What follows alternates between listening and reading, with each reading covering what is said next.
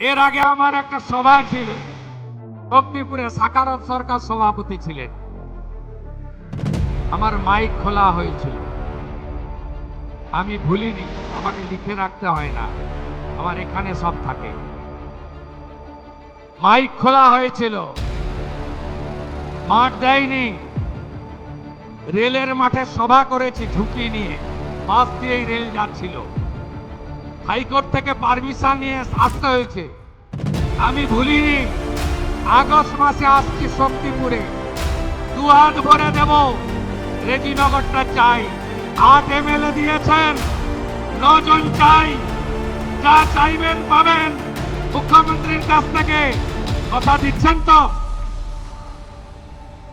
দম্ভটা ভাঙতে হবে, অহংকারটা ভাঙতে হবে।